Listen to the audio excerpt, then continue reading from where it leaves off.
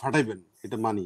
সালাউদ্দিন ভাই, বাস্তবতাটা মেনে নেন, মাথাটা নত করেন। ভাই মামুন ভাই সালাউদ্দিন ভাই তো আপনাদেরই কাছের লোক, আপনি ওনাকে এইভাবে আক্রমণ করেন না। না না না, আচ্ছা আচ্ছা, আপনি একটু সালাউদ্দিন ভাই, আপনারা যত, কারণ আপনার একটা দল তো থাকতে, দলটাকে রাখেন অন্তত, যে কোনো ধরনের এই আওয়াজটা অন্তত তুলেন। জাতি অনেক কষ্ট পাইছে, এই আওয়ামী লীগ সরকার পুরা জাতিটাকে একটা খাদে নিমজ্জিত করে ফেলছে। আপনার যত গঠন পটিয়সী হচ্ছে আওয়ামী লীগ। আপনি এর আগে বিএনপি কে বলছেন না, আপনি এই বিএনপি কে ছাড়াইয়া আপনারা দ্বিগুণ। হ্যাঁ সেটাই, ওই তো বললাম না, সালাউদ্দিন ভাইরা যদি আজকে আওয়ামী লীগের সাথে জাতীয় পার্টির লগেও যদি এই বেইমানি গাদ্দারিটা মির্জাফরিটা না করতো, তাহলে কিছুটা হইলেও রক্ষা হইতো। সেটাও তারা করে না। মানে এত বেশি জাতির সাথে, মানুষের সাথে, রাজনৈতিক দলগুলোর সাথে।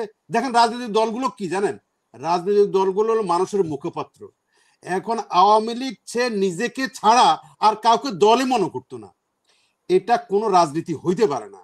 এই রাজনীতিটা বাংলাদেশকে অনেক পিছায় নিয়ে গেছে। এই আপনাদের অনেক কর্মকাণ্ড আছে, অনেক কাজ করছেন, ভালো ভালো কাজ করছেন, কোনো সন্দেহ নাই।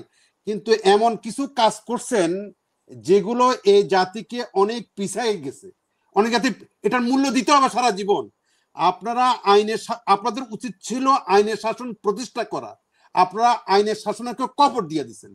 আপনারা উচিত ছিল টাকা পয়সা যাতে পাচার না হয়, সে আপনারা পারতেন, আওয়ামী লীগ সে বড় দল, এটা করতে পারতেন, সেটা বন্ধ করতে আপনারা পারতেন না। পাইরা আপনার দেদার সে সবাই মিলে লুটপাট করে দেশটাকে নিজের মনে করছেন, হরি লুট করছেন এবং মনে করছেন এই দেশ স্বাধীন করছেন এবং এই দেশে ভোগ করবেন শুধু আপনারাই।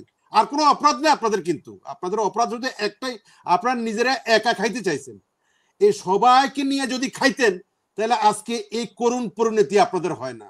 আপনারা একটু কি মনে রাখবেন যে জাতীয় পার্টির সাথে যে আপনারা যে বেজ্জতিটা করলেন তাদেরকে, জাতীয় পার্টিকে নিয়ে, আপনারা এই জাতীয় পার্টিকে যদি আর মিনিমামও যদি সম্মান বোধ দেখাইতেন একটা দল হিসাবে, তাহলে জাতীয় পার্টি সবসময় কি করতো, আপনাদের পক্ষে না, এই যে নির্বাচনে গেল, সংসদে কথা বলতো, আপনাদেরকে বিভূষিত করতো। আসলে আপনাদেরকে সম্মান দেখাবে না না, সম্মানের বিষয় না এখানে, জাতীয় সম্মানের বিষয় না। বিষয়টা হচ্ছে আপনি যেটা করছেন, আপনি এটাই ভাবছেন যে আপনি সঠিক করতেছেন। এটা এই যে কাজল ভাই এতক্ষণ এত কথাগুলো বললেন যে আইনের শাসন নাই দেশে আইনের শাসনের যদি নমুনা দেখাইতে পারতেন আপনারা, তাহলে এই সরকার বা পরবর্তী যারা আসবে তার সেটা পদাঙ্ক অনুসরণ করতে পারতো। আপনারা বাংলাদেশে মানে যেইগুলো কাজ করে করছেন, উদাহরণ সৃষ্টি করছেন, সেই উদাহরণ কারণে বাংলাদেশের মানুষ ওই গর্ত থেকে আর উঠতে পারবে না এবং সে পথ আর নাইও। এই সরকারও পারবে না, আগামী দিনে যারা আসবে তারাও পারবে না। এমন জায়গাতে নিয়ে গেছেন মানে দেশটাকে।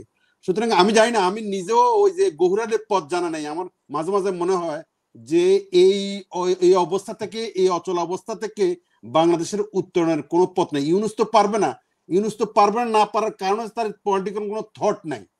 সে কি জন্য আসছে সে নিজেও জানে না। এই সরকার যে কি জন্য আসছে, কে বসাইছে, কি কাজ তাদের, এই প্রায়োরিটি তারা ঠিক করতে পারে না। কাজল ভাই তো মানে সাংবাদিক মানুষ, উনি ভালো করে বলতে পারেন, আমরা তো বিচ্ছিন্ন ভাবে বলি। এই যে এত বড় একটা অভ্যুত্থান হইলো, মানুষের আশা তো ছিল যে দেশে একটা পরিবর্তন হবে, সেই পরিবর্তনের ধারণাটা তাদের মধ্যে ছিল না, বা তারা মনে করে না যে এটা ধারণ করবে। এই পরিবর্তনের যে একটা সূচনা করা দরকার, তারা মানুষকে অন্তত না, তারা মানুষকে দরকার নাই, এই রাজনৈতিক দলগুলোকে একটা পথ দেখাই দিবে যে তোমরা এই পথে এইভাবে চলো, তাহলে ভবিষ্যতের রাজনীতিটা যেটাকে বলে দিক নির্দেশনা, সেই দিক নির্দেশনা এই দল দেখাইতে পারে না। এই জন্য যে তাদের পলিটিক্যাল থট নাই। তারা আছে এখানে, আসছে ভোগ করতে এবং নিজের আখের গুছাইছে যেরকম আপনারা গুছাইছেন। সে কি ইউনূস সরকারও আইছে, তার যে মানে এই গ্রামীণ থেকে শুরু করে বিভিন্ন সব, ওই যে কাজল ভাই ভালো করে বলছেন, এবং তার সাথে যারা সাঙ্গপাঙ্গ আছে তারাও সেই দেশটাকে মানে ভোগবাদী, মানে ভোগের বিষয়ে রূপান্তর করছেন। সুতরাং আমার শেষ কথাটা, আমি কাজল ভাই যে কথাগুলো বলছে আমি সম্পূর্ণরূপে ওনার সাথে একমত পোষণ করে এবং এক প্রকার জাতি হিসেবে আমরা আসলে দুর্ভাগা। আমাদের কোনো ধরনের পরিবর্তন কোনো লক্ষণ আমরা লক্ষ্য করছি না আপাতত। ধন্যবাদ। জি, এম সালাউদ্দিন, আপনার কাছে দর্শকে প্রশ্ন করেছে